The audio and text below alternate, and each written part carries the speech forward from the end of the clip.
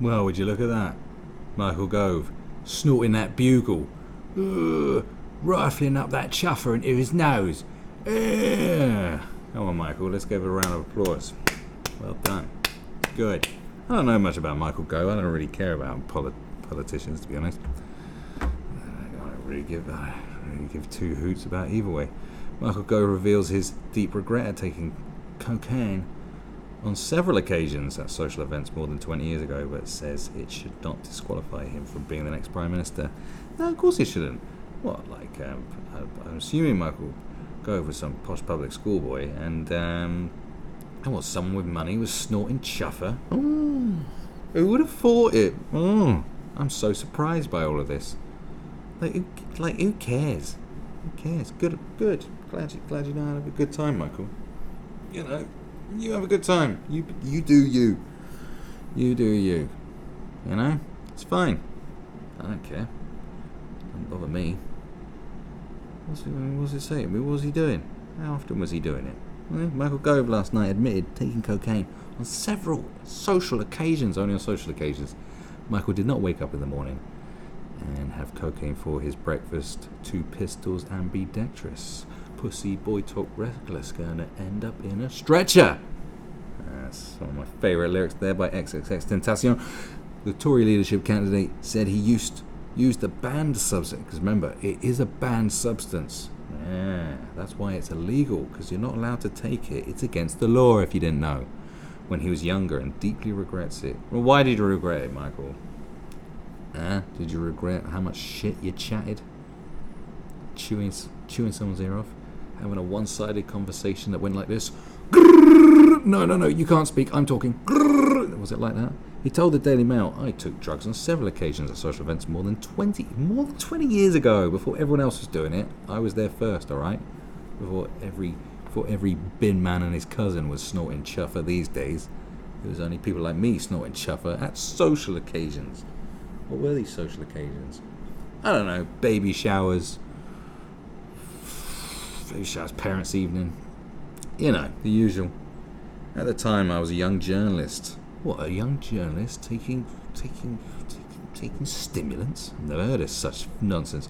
It was a mistake, I look back and I think, God, I wish I hadn't done that. Well, that's what you're supposed to say, Michael. You're a politician. Mr. Gove, 51, insisted his past mistakes should not be held against him as he battles to replace Theresa May as Prime Minister. She stepped down as Tory leader yesterday. I mean, I think that's probably people are going to have a problem with it, aren't they? Whereas you shouldn't, honestly, who cares? No one cares. No one cares. And if you do care, why do you care? I don't care. The fact is, if you're a politician, you made any mistake, it's going to be used against you over and over again anyway. So, what does it matter? Just own it. It's like, yeah, I snorted chuffer and what? I loved it.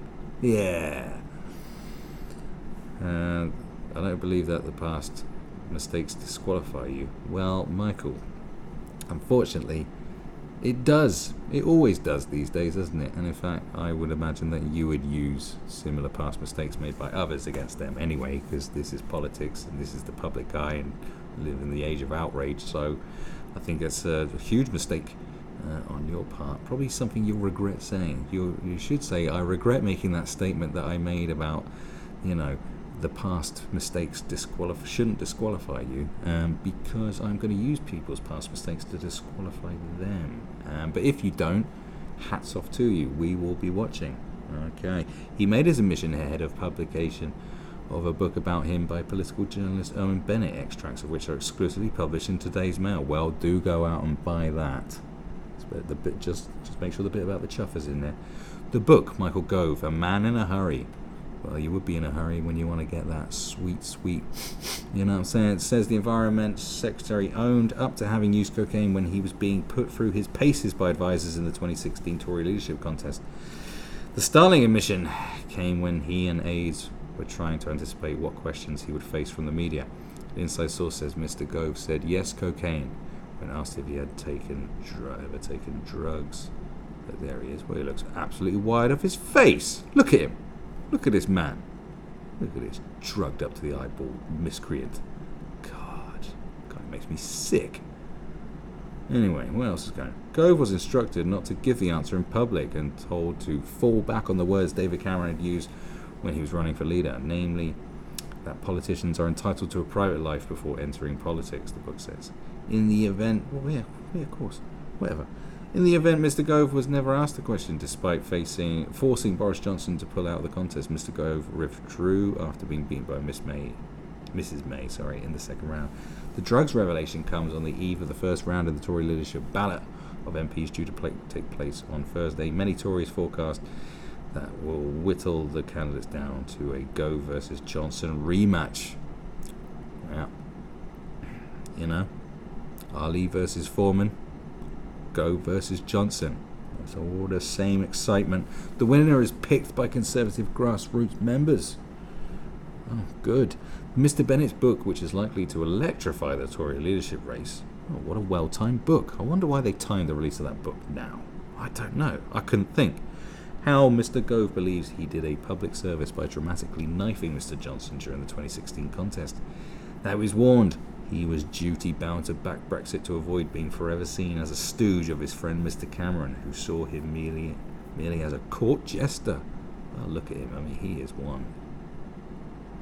one hoot, isn't he? That Mr. Cameron still considers Mr. Gove dead to me because of his perceived betrayal over Brexit. How Mr. Gove adored winding up Mrs. May when she was Home Secretary because of clashes between them.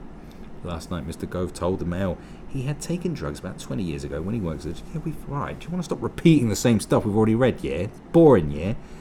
The book is correct, he said. I did take drugs. It is something I deeply regret. Drugs damage lives. They are dangerous, and it was a mistake. Look at him. This man doesn't take drugs no more. Look at him. He's an Adonis. Look at him. Look at him running in that perp. Well, he is wearing... But look, he's wearing a purple t-shirt. Maybe it wasn't just cocaine he was snorting, Michael. Maybe you were having a bit of Future's favourite after-dinner delight. Bit of that fucking lean. Yeah, wearing a t-shirt the same colour as lean, Michael. You think we're stupid? Don't think we don't know you like codeine and comifazane poured on your cornflakes. Purple breakfast, they call it. That's right. Everyone from Houston to Atlanta to Dade County is having that. He added, obviously, it will be for my colleagues in Parliament and members of the Conservative Party to decide now if I should be leader. I think all politicians have lives before politics. Certainly, when I was working as a journalist, I didn't imagine I would go into politics or public service. I didn't act with an eye to that. But of course you don't. That's why you just want to take every drug under the sun. Mr. Johnson has already disclosed he has used cocaine. He admitted it in the run-up to London mayoral elections. Alright, so they all snort and chuffer. Oh, good.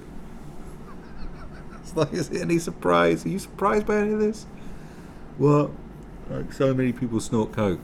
Do you not know that? Like, so many people snort. It's just not funny. It's more of a thing when you meet someone who doesn't, and you're like, oh, you don't? Well, good for you. Because bloody hell, you talk like someone that does. Anyway, so Mr. Cameron was punished at Eton for using cannabis. Ooh, the devil's tobacco. Another Tory leadership candidate, Rory Stewart, has admitted to smoking opium.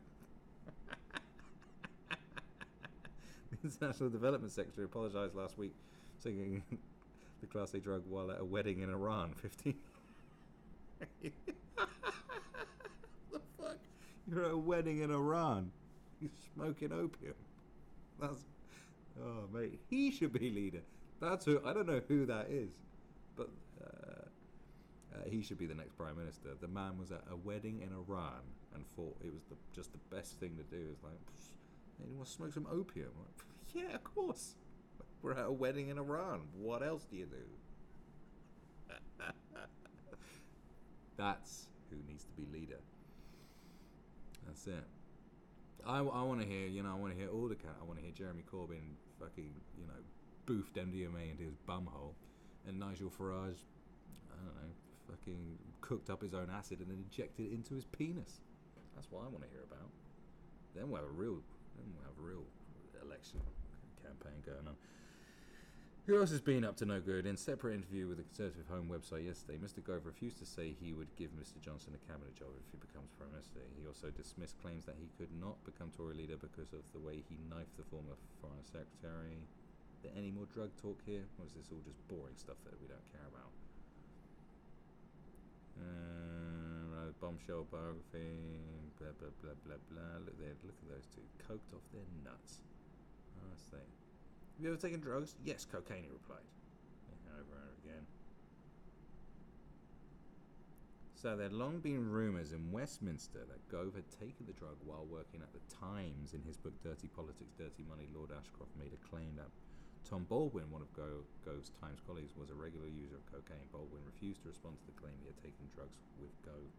The fact Gove, who at the time was a Justice Secretary and Lord Chancellor, was seemingly prepared to go public with this information would have been the first time a candidate for the highest office in the land had admitted taking a Class A drug. Ooh, very good. During the BBC Question Time show, an audience member pressed Cameron, "Do you believe in today's Britain that drug taking at university is all part of an ordinary university experience?" Cameron replied that politicians deserve a private life before entering politics, and won a round of applause. Cameron went on to achieve a clear victory over David Davis. Oh, so Cameron's like, oh, right, okay. Any more drug talk? No, all just boring politics stuff. Blah blah blah blah blah blah blah blah blah. I did this, I did that. I don't believe in taking drugs. That's wrong. God, it goes on. Sorry, we're getting into a wormhole of nonsense. Yes, this webpage is using significant energy. Thank you for reminding me, Safari. Well, there you go. There you go. Politicians may have taken drugs. Well, does anyone care? No. And if you do care, why do you care? Huh? You've got nothing better to do with your time than care.